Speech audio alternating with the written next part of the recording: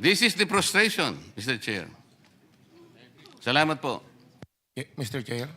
Senator, si Mr. Balbuena, you want to interject?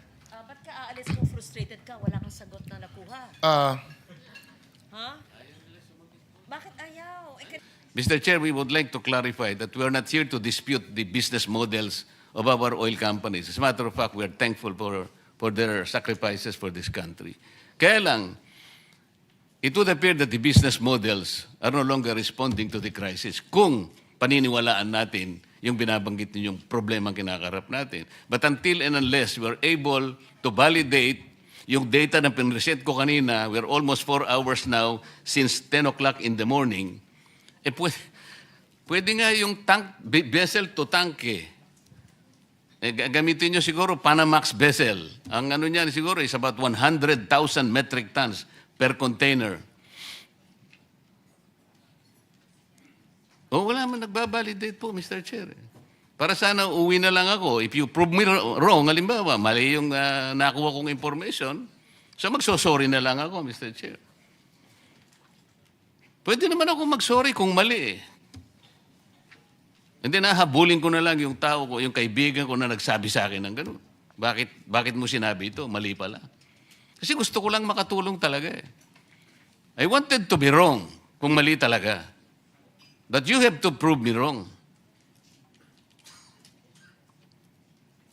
Government to government, hindi nga dapat mangyari yung pumunta nga. Andun nga yung tangke, yung mga tangke ng 2 refineries. Rotterdam refineries produces, I think, 1.2 billion barrels, per day. At nandun ang kanilang tangke sa Singapore. Petronas also, andun ang tangke nila. Ayun po yung kanilang presyo. Nobody is reacting to this. Pinag-uusapan natin yung problema at ang mga measures na gagawin natin without even going back and checking whether those data are valid or not. So, paano yung replacement cost? I already told you, kung papayagan natin yon after 3 weeks or after 2 weeks, 3 billion pesos per day. Did you check this? You say? Okay. No, did you check that is 3 billion pesos per day ang income? Pinareset ko kanina. But the collection this week was also used to purchase the level, even higher level of products. Kinuha mo na kagad kasi dapat sana there should be a point where the replacement cost should begin. Saan ba magsisimula? The inventory should end where the replacement cost should begin.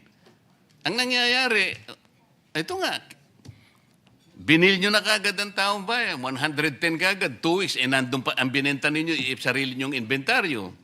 So, it is the public, it is the poor public. Ayan si Mr. Boss, ano ang pangalan mo? Si Mr. Balbuena kanina pa naglulupasay.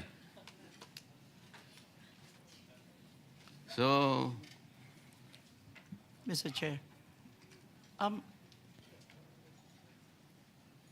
Mr. Chair. Mr. Chair, we're not saying that that is right in the business the way it's but now you are deregulated. not answering my question, Director. Sagutin mo muna Is the 3 billion pesos per day? 1 month lang ito So per day ito, 3 billion. Yes, Mr. Chair.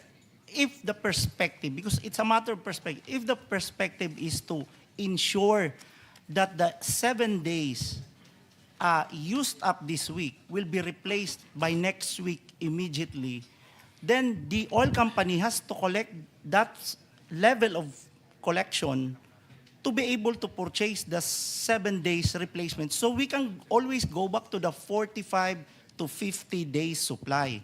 But if the perspective, again, if the perspective is you want to use up the 53 before you replace it, and that is very dangerous, then I think we can exhaust the 53 at that lower price. But the problem is if they're gone and the collection is very low, you can no longer replace the 53 days.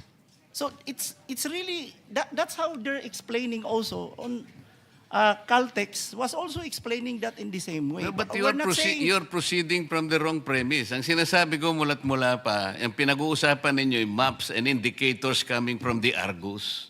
Okay? Yun ang basis ng replacement cost. Okay? Ito yung spot market ninyo, itong trading floor ninyo.